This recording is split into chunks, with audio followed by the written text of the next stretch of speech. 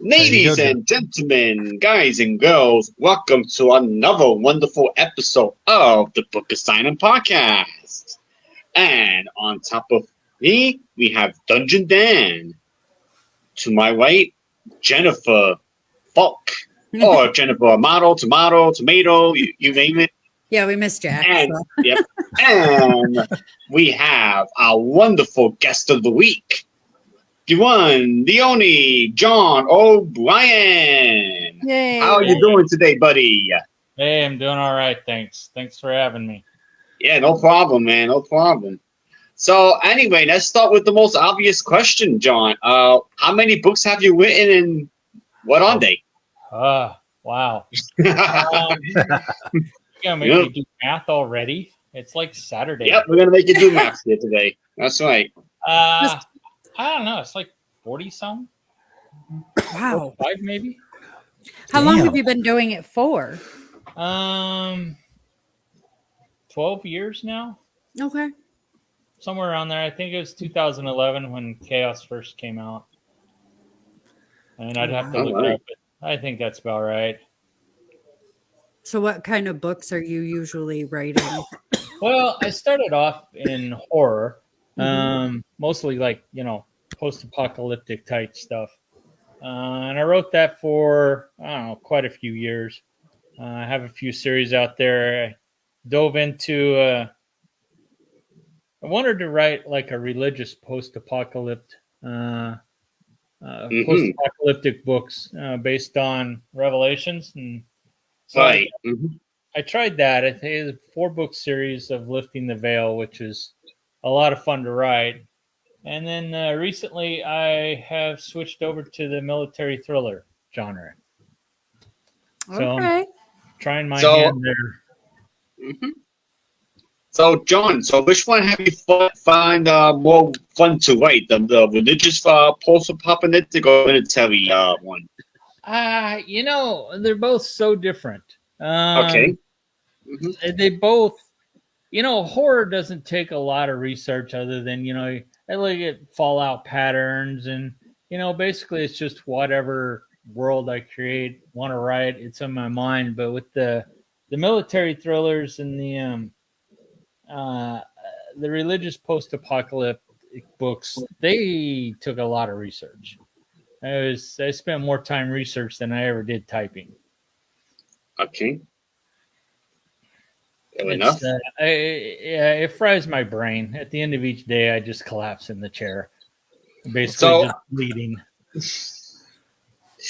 I feel the pain, man. I feel the pain. So, John, how much time do you spend researching?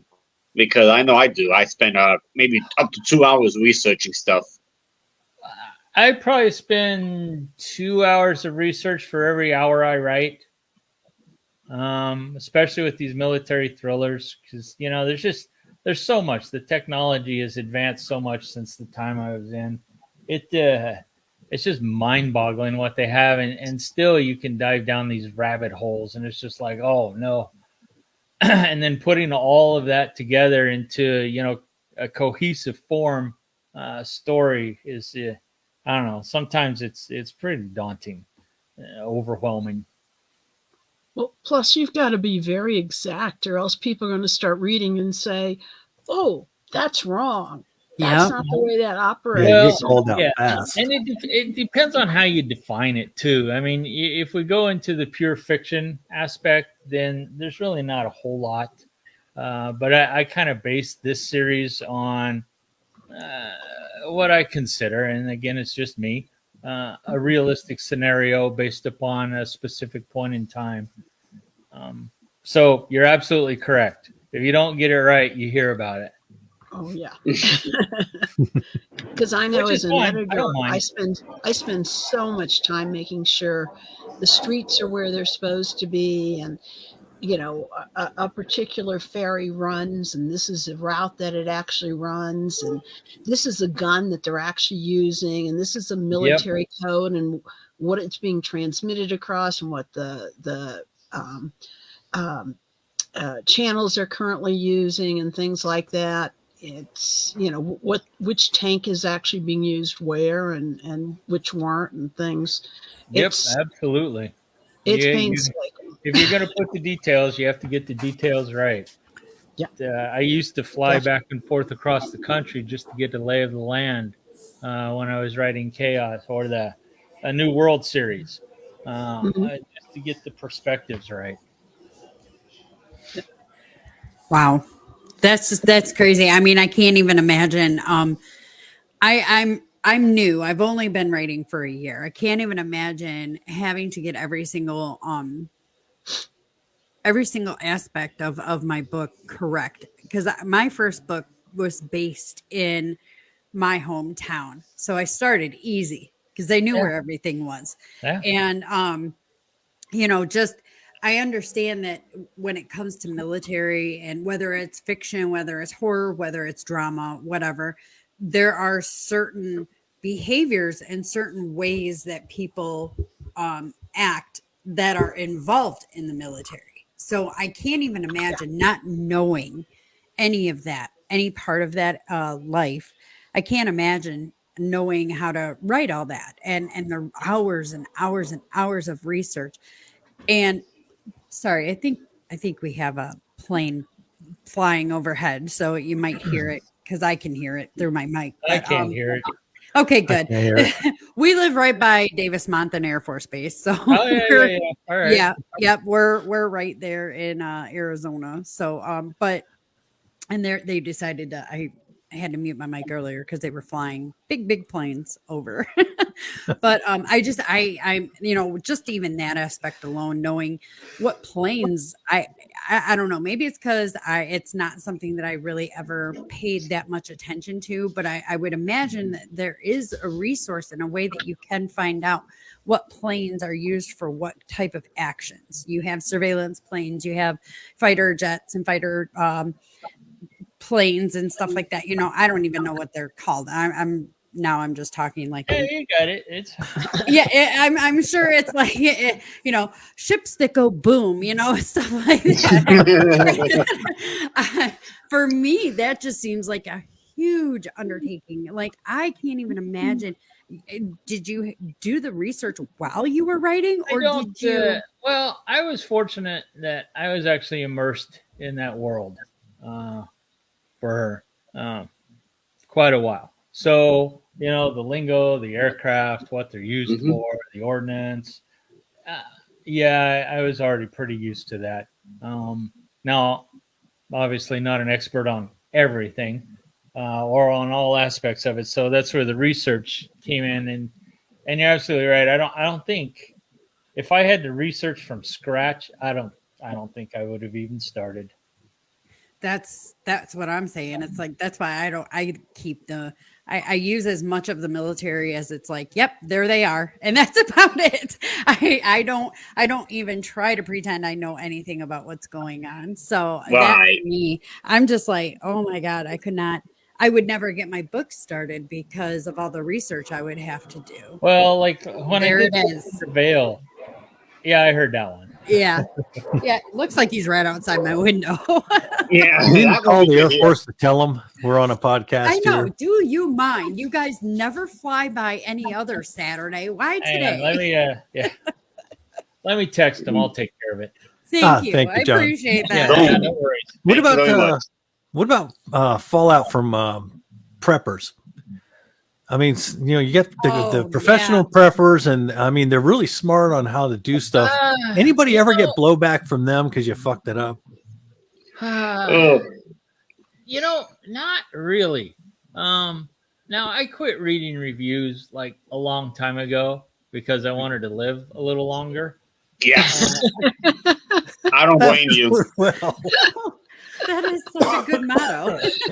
I choose life. It's just, everybody's entitled to their opinion, and negative reviews help me just as much as positive ones do. So I read those for a while, kind of as I was formulating the word craft, so to speak. But I never really had too much blowback from preppers. I had ideas tossed at me. Hey, what about this and what about that, and all good stuff, but I never really Well, that I know. I mean, I haven't been out there in a while to look at the reviews. Maybe I am getting hammered. I don't know. But I haven't seen anything like that. I imagine it's out there. I really tried to keep the scenario as tight as I could. Now, writing with Mark, the Shrouded World, there was like zero research done on that. I'd write a part, send it back to him. He'd write a part, send it back. That was all imaginative or imagination on both our parts, and we just feed off each other. I'm like, oh, okay, so this is the direction you're. Okay, well, I gotta. You know how you have the exercises where you write like a paragraph and you send it to somebody and they continue the story. That's Right. kind of like what a Shrouded World was. Oh, okay. Well, I imagine that was a lot easier because you guys created that world. Well, You can it make it was up. and it wasn't because we really had no outline to go by. We had no endpoint. So it was just like, oh, well, here's what we're doing now. Or he'd have an idea, and I like, oh, okay, that's all right. Let's run with that. And I toss it back, and then he'd take off, and that's kind of where it ended up. Pretty out of this world. It was a lot of fun. It was. I love those books. No stress, no nothing. It was pure writing and just a ton of fun. I was going to work us into the Shrouded World, but Oh, I know I've read them, and I know Jack has read them. Jen, have you? Not yet. Not at all. No. You guys came up with some of the most interesting and terrifying fucking creatures. The Whistlers. Which one of you thought that one up? Mark. That was Mark. Yeah. Who came up with Jack as the character? Jack? That was from my New World. Oh, that's Jack, New World. Yeah, Jack's the main character in a New World. So we brought our two main characters together and threw them together. And you know, I'm a much more linear style writer than he is, and Mark's just absolutely hilarious. So we kind of meshed two completely different styles into a book, and it was I don't know, it was just a ton of fun. It was easy. Yeah, I like how you because I didn't know anything about Jack until Shrouded World, and I like the whole. Well, you know what? This is a spoiler. I like the dynamic, and they're interacting, and each having an issue or issues to say. Yeah, I thought that was brilliant. So as I got farther into Shrouded World, I got a little more taste of who Jack is and what his deal is. So I guess I'm going to have to jump into that book series now. Well, it's very difficult to write another person's character, as we found out early on. And so in those books, you'll find that the characters rarely actually meet and run whatever missions, you know, or whatever together. Right. It's pretty rare. They're always trying to find each other, I guess. And it's just easier to write. I didn't feel like I could write his characters very well. I just don't feel that I could do them justice, and I really didn't even try. Yeah, I get that. Trip would be I would. Well, Trip. Trip would be hard to write. You'd have to be Mark to write I Trip. wrote a lot about. Did you? On that character, yeah. Whenever he was with Jack, I wrote Trip's stories. It was now I never, of course, told any background or tried to define him as a person. It was just Jack being frustrated with with the stoner. But yeah, Trip was Trip. Trip was a pretty fun character to write, and he's the only one I really tried to take on. How often do you find yourself writing outside of your comfort zone? That's a good question. On one hand, I feel like it's always writing outside my comfort zone. And in others, I at the same time, I feel like I don't write outside my comfort zone, if that makes any sense. 100%. With these military thrillers, I feel like I'm way out of my league. Right. I do not feel comfortable writing them. A lot of times, because a lot of like scenarios are pretty much the same no matter what happens, whether it's a tank battle or it's a dogfight or missiles are flying. It's very difficult to come up with different ways of relaying that. Hang on just a second. Holding. Oh my goodness. There were kids running around our yard. Sorry. I just wanted to make sure that the Get dog off my lawn. No, it's yeah. They're That's friends. me. But my dog would not take kindly. I have a Rottweiler. And so that was kind of a notice to just don't let the dog out. Yeah. I hate cleaning up bodies. And I run out of space in the woods. And the bleach starts to smell, and it smells like a pool, and people start asking questions. So yeah.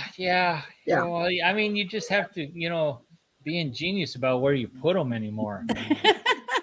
Oh, well. Anyways.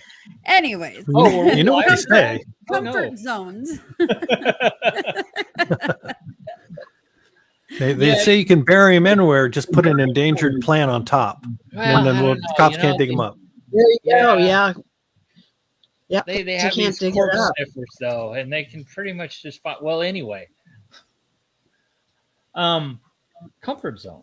Is that where we were at? Yeah, we were at comfort That's zone. what you were talking. Yes. Yeah. How far outside your comfort zone is writing some of this stuff?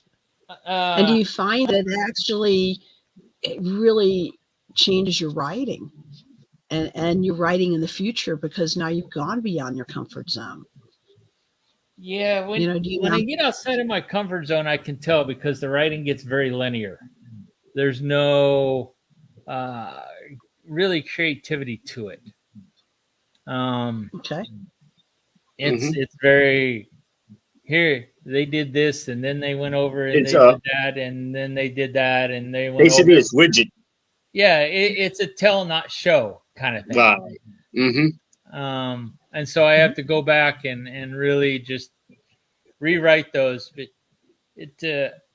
I feel fortunate in that I can really immerse myself into whatever scene I am. When I'm sitting here writing, I can smell it, I can hear it, I can taste it. And then, so for me, all it is just putting myself there and just describing my surroundings, what I see, what I feel, what I hear.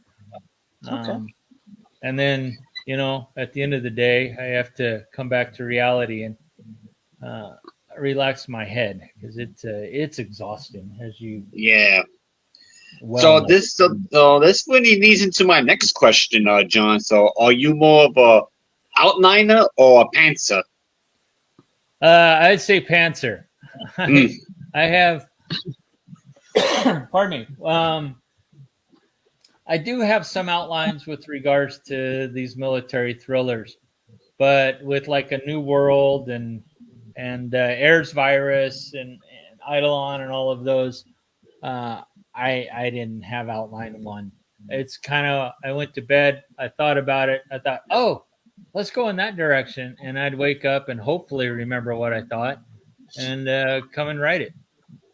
I had no outline at all, and I felt like I could write better that way. So for somebody like me, let's say I'm new to your books. I haven't read any of your books, unfortunately. So which one would you recommend that I start with? Well, it really depends on what you like. I mean, do you like horror? Yes, horror. Then I would say A New World. Okay. But, as what I found in all of the series that I write is the first book is always the setup book in my world. So they're kind of slow and dry until it really kicks in, and I feel like I've described my world and characters. So chaos really doesn't get into anything too terribly exciting until pretty close to the very end. And then I'd like to think it's kind of nonstop from there to the end. I got you. So how much do you spend world building? How much time do you actually spend building the world, so to say? You mean, well, it's usually the first book. Okay. And that's I guess that would be the same pretty much in any series I wrote. Airs Virus started from a short story I did with Sean Chesser and a bunch of other authors into this anthology. And I don't know, I just expanded that one back out. I thought it was interesting enough. You know, I had 20,000 words already written. That's always a bonus because staring at that blank sheet at the start of a book is very daunting. That is not my favorite place to be. Nope. I've Been there many times. Yeah. I think we totally agree on that. Yeah, I think that's a universal feeling for all of us. It's just staring at us like, all right, well, 90,000 words to go. All right, here it is. Yeah. All right, I mean, I'm gonna go for a drive. I mean, here's the way I see it. I think for me personally, once I get the first 10,000, 15,000 words down, I think it gets a whole lot easier from then. Yeah, for me, it's at 20,000 word mark. Okay. Yeah, once I hit that, I'm fairly well into the story. I'm comfortable with it. You know, and at that point, there's only 70,000 to go. I feel like around 25, 30,000 words, my story. Yeah, Jen is like a late bloomer. Yeah. Yeah. Well, my stories just drag, it feels like, and I'm just like, God, I just want to get this done, but I don't want to rush it just to get it done. Mm-hmm. So how many books do you publish a year? I used to publish anywhere from 4 to 6. Wow. Let's see, it was 4 up until this year. And I decided I didn't want to die anytime soon, so I actually I needed a better balance of work life type stuff because all I had was work. You know, I wouldn't get up from the desk until I'd written 5,000 words. Yeah, that's hard. Yeah. Some days it flows real easy. Other days you're like, oh my God, if I get one sentence, I'll be happy. You know, at least that's how it is for me. But like, is this all you write, or do you have like a day job annoyance that kind of takes you away from your writing as well? Yeah. I have one of those. I do this full time. I honestly can't imagine coming to write after having spent time at a I totally feel you on that. I'd just be like, it's so rough. I work I'm not a 911 dispatcher anymore. Now I'm in records, so I have a more stable and quiet job. Whereas I'm just processing record requests versus having to answer 911 calls. I needed to reduce my stress. Yeah, I'm very happy in my new position. But you know, I'm still working 40 hours a week and then trying to come home and write my last book. And I've got like 3 others in the works, and I'm just like, sometimes when I get home, I don't want to look at another computer screen because I've been looking at a computer screen all day. I'd rather slit my throat. But you know, sometimes trying to get a push, or sometimes while I'm at work, I have my notebook with me, and this is my notebook where I've had numerous stories pop into my head or just run on, you know, my story just is going, and I'm like, I got to write this down before I lose it. So I've learned to take a notebook with me. I just didn't know if you were able to kind of, you know, get your 5,000 words out, or if like me, where you're like, just give me a sentence, just give me a sentence. Well, I don't do 5,000. I pretty much 2,000 a day is pretty much what I do. I need to get that balance in, and then I take the summers off and I head into the mountains. Oh, that's so cool. Oh, that's sweet. I just don't write. I don't write one word. I may take some notes if things occur to me, but so how do you get over the guilt of not working on your book? Yeah, that's a good question, Jen. I feel guilty if I'm not doing something. I'm like, oh, I got time. I really should. Well, I just don't anymore. I'm off doing other things. I've got these tremendous vistas I'm climbing to, or these gorgeous streams I'm walking along, these lakes I hike back into. Now I'll think about the book every once in a while I'm back there, but mostly I'm just in awe or just incredibly tired and hoping the hike will be over. Yeah. But I don't feel that guilt if I don't get the words in. Now, when it's time to work, when the hiking season's over and I sit down and I don't get my 2,000, then there's guilt, worry, anxiety that comes in.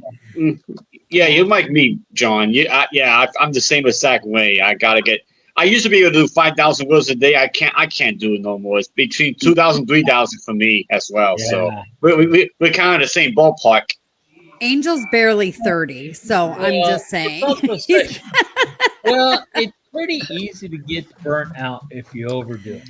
Yeah, exactly. I can't imagine. I did that for 10, 11, however many years of.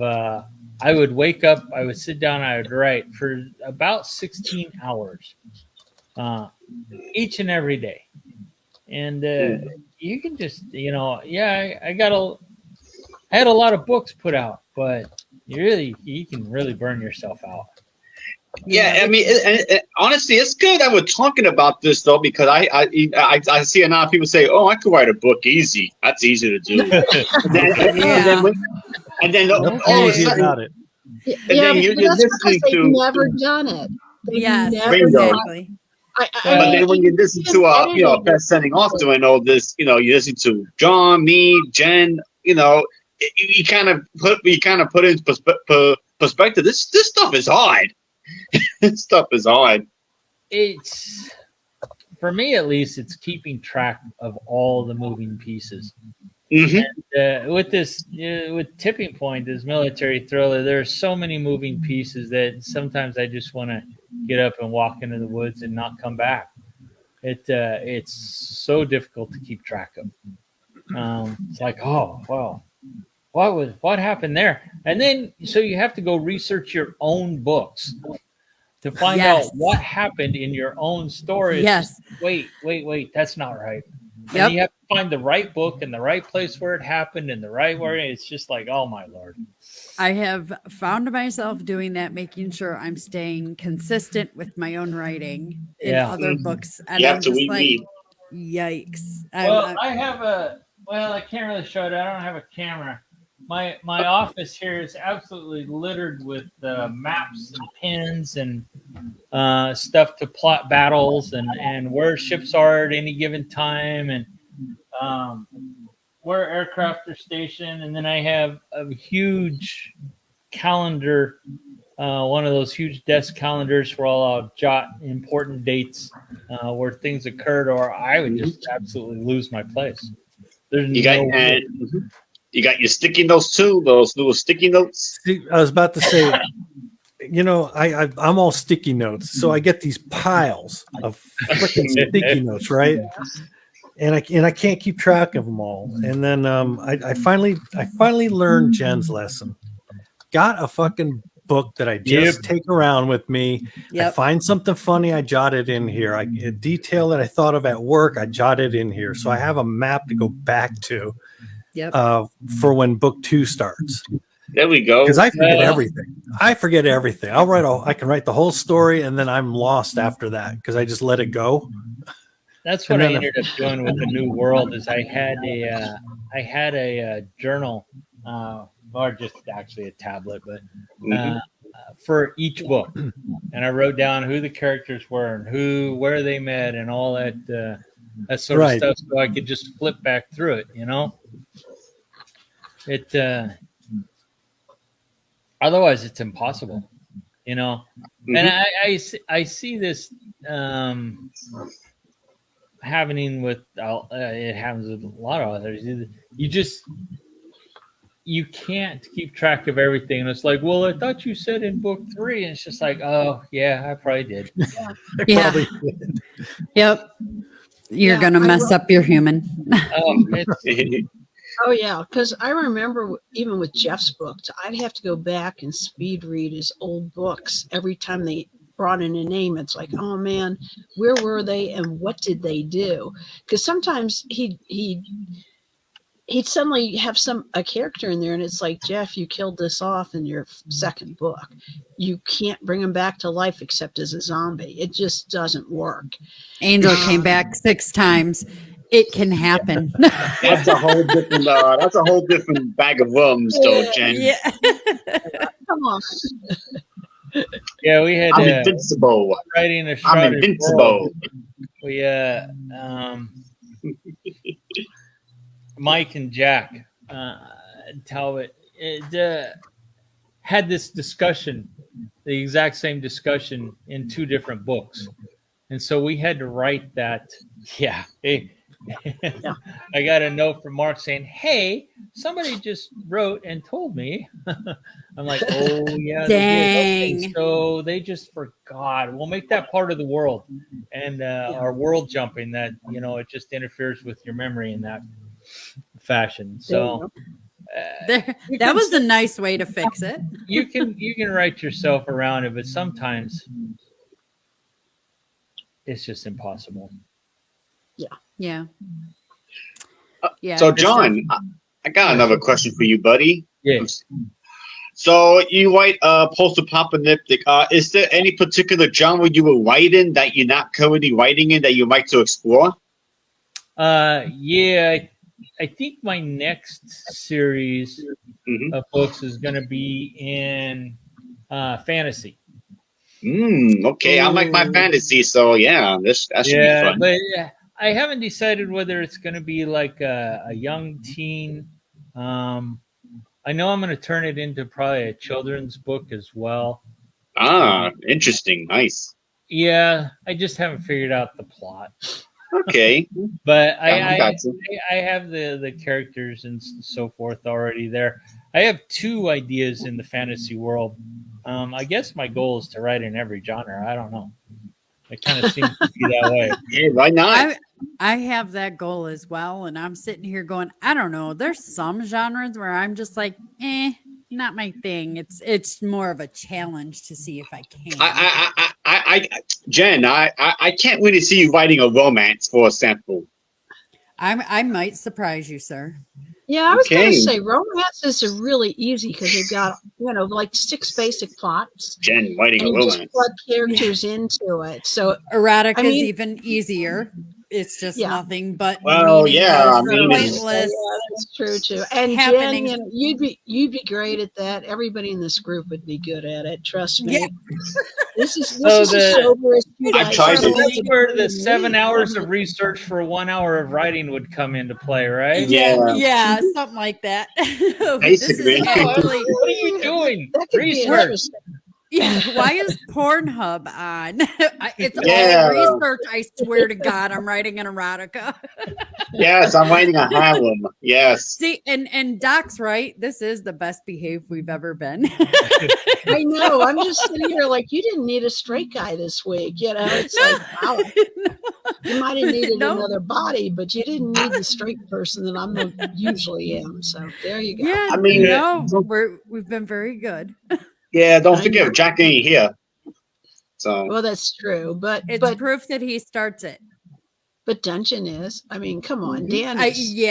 Dan's busy though. He works. Yeah, he's on call, so he can't get in it as much. Yeah, he's got to be on his best behavior. He's got to be quiet, you know. You can't risk having a client here. Well, that's probably Struce, yeah.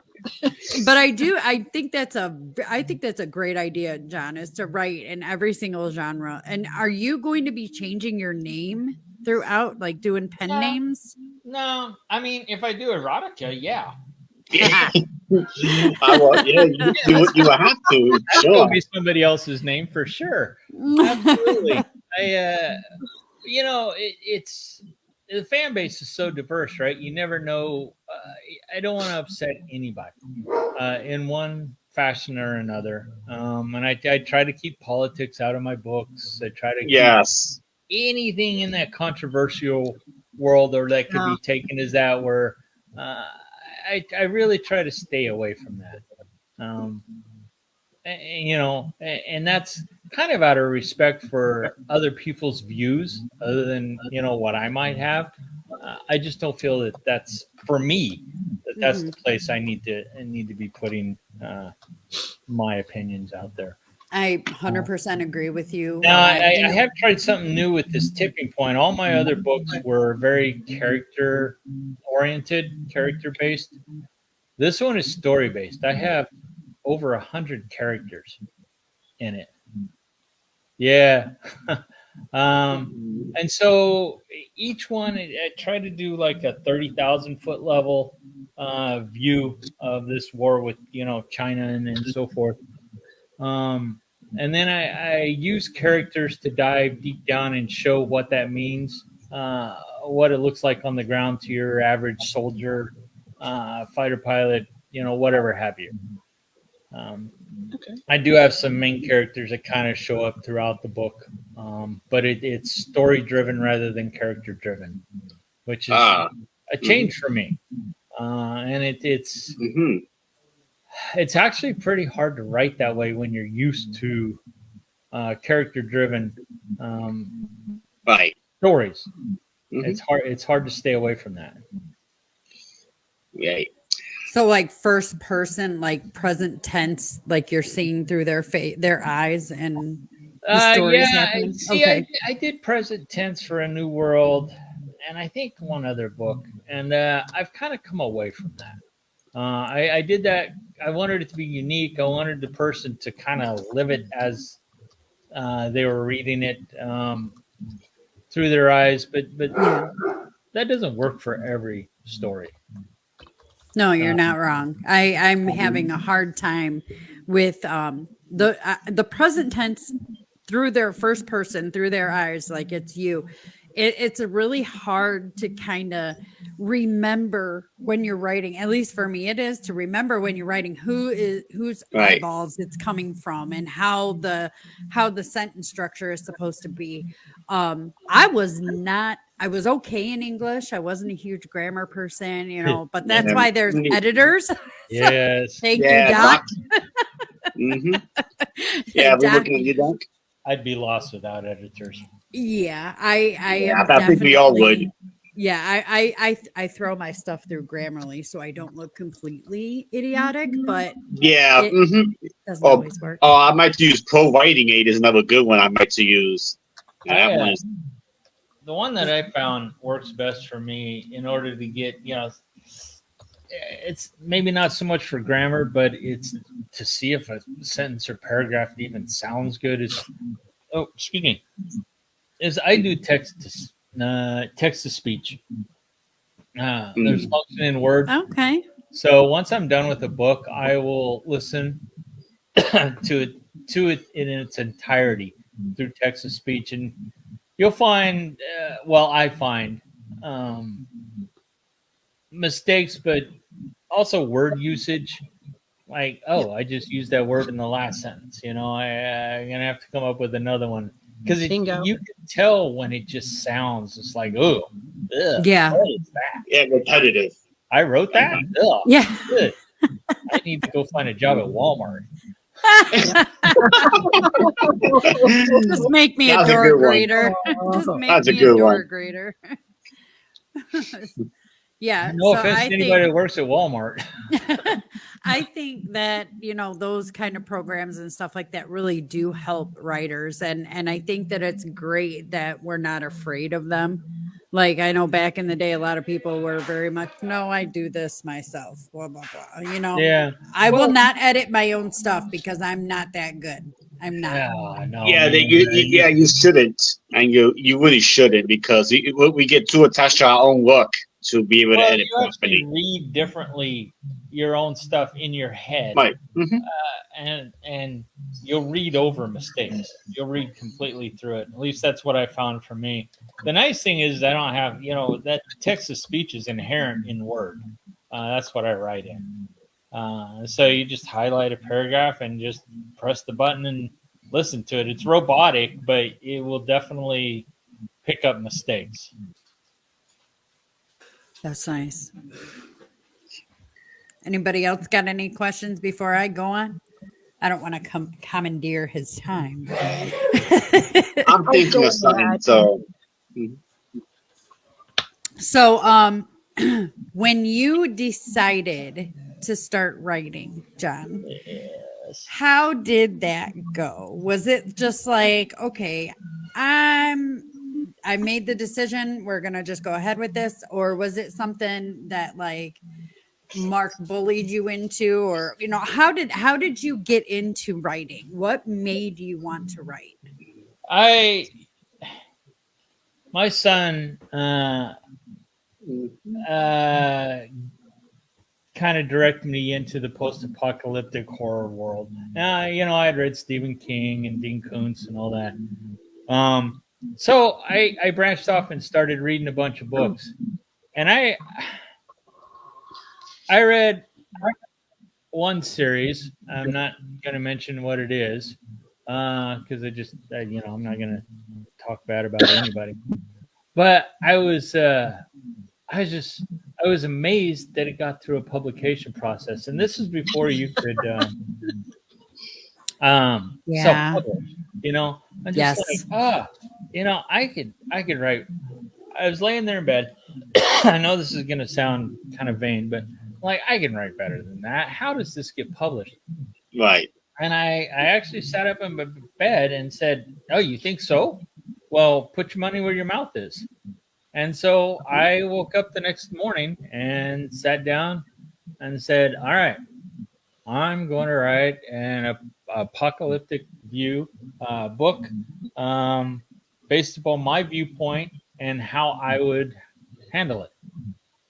I'm going to make it as realistic as possible. There's not going to be any superhero powers." And I just started writing chaos. And then published that and sold 7 books in 3 months. But I kept going with the next one. Yeah, I think my mom bought all those. A mother's love. I'm pretty sure. Hey, mother's love, man. My uncle might be responsible for one of those mighty 7 book sales. And I just kept going and going. And what I found was that it was really horribly written and needed editing. There were mistakes. It was, and so I found an editor. Went through it. It needed a new cover. I had made my own cover. So I found a cover artist who worked for relatively cheap because I was pretty poor at the time. And so basically it just built that book back and I submitted to everybody. Back then Permuted Press was the place to go. Got turned down by them. And then the self-published world came about. And I'm like, all right, I'm going to do that. That's basically how it started. Sweet. That is really cool. I'm like, I'm not going to let this bother me. I'm going to get this story done, and at least I can say I did it. There you go. Yeah. That's the way to do it. Yeah, before we move on, we got Neat Edwards watching us. Hey, Neat, what's up, man? Hey, So Lee. thank you for. Hey there. Yeah, so because I wondered, how I always wonder how people get started because I wanted to do it for a long time. I just didn't know if it was something that you had always wanted to do or anything like that. But as you said, it was just basically, yeah, I can write better than that. Why did they get published? And I Well, like that. I didn't like where I would just automatically dog somebody without having tried it. Right. If you will. I got you. So I'm like, all right, Yeah. if you think you can do better, prove it. Yeah, that So I inner started. conflict of, oh yeah, you think you're that good, huh? Go Yeah, ahead, You got to I, prove yourself now. yep. So I understand that 100%. And yep, I feel it. I really enjoy hearing about when, what made people decide to start writing because I mean it's easy, but it's not. Hmm. It's so much, we talk about the research, we talk about the nights, how long you're sitting in front of a computer and stuff like that. And there's times where I know in my own books where I've written some stuff, and actually I've gotten myself really upset over it because of what all has transpired. So you get invested in these stories. And even though you know how things are going, you're still super invested in these stories. So I like hearing about that. yeah. Well, A New World was actually it wasn't that difficult to write. I mean, I had I don't know. There's a lot of all the books have been fun to write. Some have been more work than others, just because of, like you said, that research. But A New World was actually, I woke up refreshed, no problem sitting there for 16 hours with storyline. I think the most words I wrote in one day was like 11,000 words. Wow. It was yeah, it's where I wanted to spend my days, and it was easy. But Yeah. then it became less easy as time goes on. One, you have to keep coming up with different ideas. You can't just rewrite the same thing. Right. And that's kind of where it gets a little more Mhm. difficult. And I don't want to take anybody else's ideas. Yeah. That's why I don't read in this genre. Okay. Right. Because I don't want to inadvertently or subconsciously take anybody's idea. Yeah, I totally get that. I get that. I get that 100%. Yeah. And one more thing, John, what you described just now, that's what they call the honeymoon period of being a writer. That's the honeymoon period. Yep. And then, because you know what comes after that?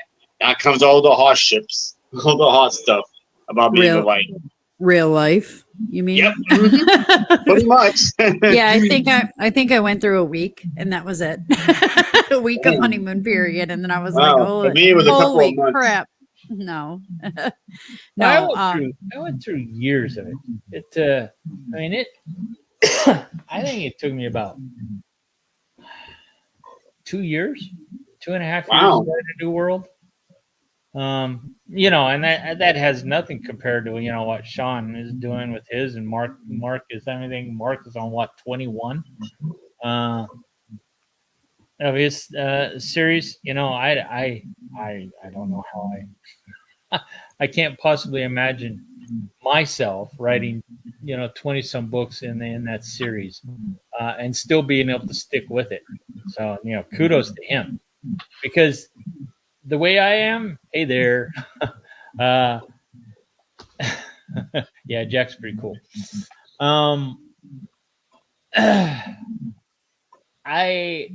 I would probably get bored, in all honesty, and give up. Well, like you said, you can only do so much. Time for another story. Yeah, I don't know if I could. I think I may have I'm supposed to be writing the 4th book in my series. And then I'm like, well, I think I might actually have 1, maybe 2 little novellas for after. Maybe I can make them into one other book. But I don't see this going any further with me writing it. You say that now. Don't tell me it's going any different. It was supposed to be 3 books. Yeah. This tipping point was supposed to be 3 books. You just find that the story, for me, I lay there at night. This is most words I've said, I think, in about the last 3 years. So pardon my coughing. You're okay. Lay there at night and you just get these ideas that just, I've written entire books and series in a night in my head. Of course, not sleeping. Right. And so the story just, it seems like I lose control at about book 2 or 3. Yeah. Of what I think the story is going to be. Pardon my dog. I thought it was mine. No, that's mine. He's letting me know it's time to go out in the woods and then explore some. Yeah. Okay. Well. Yeah. He's not gonna hush. Yeah, he wants to go out. Well, we're almost done. Yeah, he's very vocal about it. It's no worries. Well, he's a big old boy. He's about 130 pounds. Oh wow. Wow. Just Rottweiler. Yeah. I have 3 German Shepherds and I have 1, maybe 2 that hit 100. Maybe. And they're the big babies. That's why I thought it was mine, because mine are vocal too. Well, I only have Angel Ramon. I don't know how much he weighs, but he is obnoxious. Go ahead, Angel. Give me that eagle. Of course. Woof. Yeah, just for you, Dan. Thank you can tell when Dan's back. Mm-hmm. I'm making that one. Here, yep. Now you need the straight guy. Yep. So, Aries virus, huh? Airs, yes. Airs. I think, is it? God, now you got me confused. It's Aries. No, it's airs. That sounds very interesting. Is this a series that you came up with on your, by yourself with one of your sleepless nights of writing the whole? Kind of. It started off as a short story for an anthology. Okay. And then I decided I just wanted to run. Well, I'm glad you enjoyed it. Thank you. It's a lot of fun to write. I sat up and the story just took off in my head. And I'm like, you know what? I'm going to finish this through to the end. And again, it took off on me. I was just going to write one book and call it, but they seem to. I've only been able to actually write one standalone book. Really? Wow. Which one's that? Eidolon. Okay. The third wave. It's about a solar storm that hits the Earth in the middle of a physics experiment. Oh, wait. So did you put many physics in there? Because I'm sitting there and I'm like, that just sounds like an atrocious topic to study. Quantum physics is a hobby of mine. Is it? Oh. I am impressed. Don't Okay. ask me to give formulas or whatever, but yeah, it's I don't know. I'm intrigued by it. It's fascinating. I'll lay at night and go through articles and so forth, reading about what they do. And My husband and I kind of hang with them, and then there are times when I'm just like, yeah, you lost me here. Yeah. My husband and I watch actually quite a bit of stuff on quantum physics and the many worlds theory and the multiverse and the string theory and stuff like that. Yeah. I really like a lot of that stuff. That stuff really makes me just not that I understand every bit of it, and I'm a pretty smart chick, I like to think. And I there's some stuff where I'm like you, I'm looking at it going, nope, I'm done. I can't. Well, it's fascinating because it operates under such different rules. Yeah. If it operates under any rules, rules at all, yeah, it's just and yet is still the foundation of matter. Where does that rule? Where's that boundary? Take off, and then so what's happening under the surface? So it's kind of like all this matter and all this world is written on a quantum code, just like a computer program. Anyway, I'm glad you liked it. Yeah, Lifting the Veil was a heck of a lot of fun to write. I mean, seriously, it was a lot of research, but man. And that is Wayne Pickerel. I'm sorry if I mispronounced it. Wayne, yeah. I'm like Wayne. Wayne is good. He's good people. Yeah, he's the last three comments were, he likes Jack Walker. The good old Jack Walker comment is his. Just finish Ayers Virus. Yeah, so that's Wayne. Hi, Wayne. Thank you for watching. But yeah, so we're actually down to the last 4 minutes. So why don't you tell us where people can find you? Do you have a website? Are you just on Amazon, or go ahead and tell us where people can find you? Well, let's see. I do have a website. It's john-o'brien.com. Has all my books there. I don't sell anything through the website, so pretty much going to be Amazon and the usual kind of. I used to be on all the outlets, but I focused down to pretty much just Amazon, Audible, those outlets there. Recently put all the books out onto the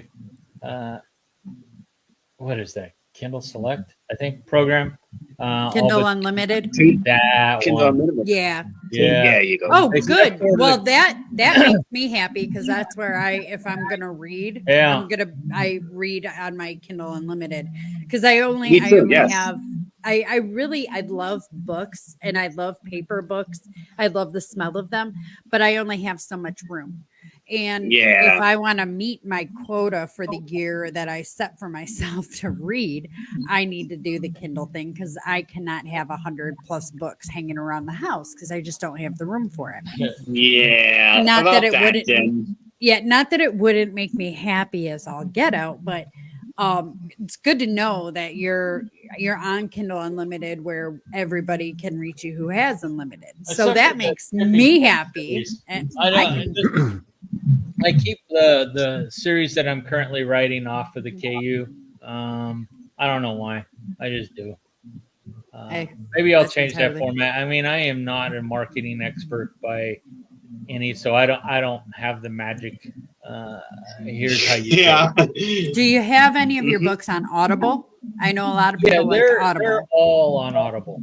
I make sure and get them all out there, because there's a lot of people that drive for a living. They like to I love Audible. Whatever. So I don't want them to honestly miss out. I don't consider myself really an author or a writer. I'm a storyteller.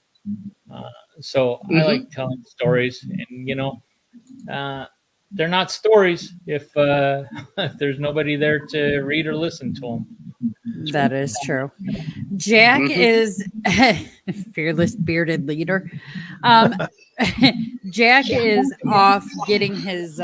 I didn't mean to say that at the same time. Jack is. Just be honest. Jack's on the corner earning some money. He's getting his truck fixed. Damn. Hey, he may or may not be on the corner earning the money to get his truck fixed. He's getting his truck fixed. He will be back next week. but so let's see. What's in progress right now, John? Right now I'm on book, I don't know, 7. I think it's 7 of Tipping Point. just crossed over the halfway mark of the rough draft. So Congrats. hopefully, I have no idea. That's a good one. I was going to say maybe by the end of the year, but hey, I don't like throwing dates out like that and then just. I feel that. Yeah. I feel I that understand. 100%. So, I don't. I mean, I'm writing on it pretty much every day except for the weekends. So Monday through Friday. I don't know.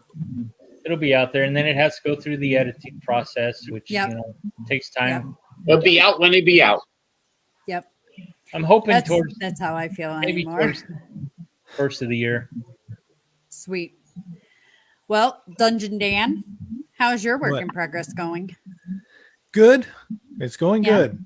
I don't know if it'll be out by the end of the year, but I'm definitely happier with this story now that I've expanded it, Good. given a few characters a background. I mean, this started off as a short story. Next thing I know, it was 20,000 words. Now it's like 40, 50,000 words. I might as well just go the whole distance, Take Yeah. the time. Go all in. So, Angel? Yep, Pina Canadas and Rats 3, which is my Rats creature horror series, is coming out December the 1st. So I'm excited for that. And the paperbacks are coming up on Black Friday. The paperbacks will be out. Oh. And nice. right now I'm working on Pina Canadas and Rats 4 as we speak. So yeah, so just like John, I'm writing every day myself. Okay. Keeping those words going. Doc, are you reading some stuff? Oh yeah, I've got two books I'm reading for Jack right now. Nice. One he thinks he's completed, and the other I just sent him back chapter 5 on and said no. No. She said one No, he you're not. thinks he completed. Yeah, I I knew love, it was- I love your honesty. I love your honesty, Doc. And are you Doc is honest. I'm like that. And are you I'm available for blatantly other honest on it. It's like no, here. And Are you available for other writers to Of employ? course I am. Anytime. Awesome. Where can they find you? You can find me on Facebook as Doc Freed, or Doc you Freed. can find me at Doc at Abo Arts, ABOARTS, short for Aboriginal Arts.com, because of course I'm Australian. So there you go. There you go. Nice. And one more thing, it's Doc Free, not Fried. It's free, but I answer. I'm just calling you Doc Fried. I'm sorry. It's She's cool. like, just don't- Never mind. It's spelled that way. So just don't call me late for dinner. There you go, right? I promise you. All right, Jen, where do we find you at? Oh, poop. You can find Yeah, me Jen. You. Behind the Walmart. You can find me on Facebook. That's only on weekends. I'm right there with you. Bottom Saturday line. night. You weren't supposed to say it. No. You can find me on Facebook. You can find me on Instagram. I am in the middle of transitioning. For everybody who knew me as, let me explain first. I've just stuck my foot in my mouth all day today. There you're transitioning from Jen Amato, author Jen Amato, to JL Folk. So my author name is changing. I am now going to be writing under JL Folk because that is my new married name, and I wanted to also get some books out there under JL Folk because I do plan on doing like John. I do plan on expanding, so I'm really excited about it, and I will actually be getting out some new covers for my first 2 books. Nice. That were under Jen Amato. It'll be JL Folk writing as Jen Amato. So no more tomato, no more. Yeah, as much as Jack loves it, it's gone. Yeah, and I like it too, by the way. So yeah. But don't worry, Jen. I'll still get the books anyway. He'll be all right. He'll make it. Yeah, exactly. So from all of us here at At the Book Asylum, we thank you all for watching, and we look forward to reading your books, John, and just getting all the word out to everybody about your books. So hopefully you'll see a spike, and thank you so much. More books. Yes. I appreciate it. Yes. Thanks for having me. It's absolutely a pleasure meeting you guys. It was amazing having you on. You're so much fun. I would hope you and your Rottweiler. Oh, absolutely. Just let me know when. Definitely. We will. All right. Thanks, Thank you, everybody, John. from us here at the Book Asylum podcast. Have a great day. Bye. Take care. Bye-bye.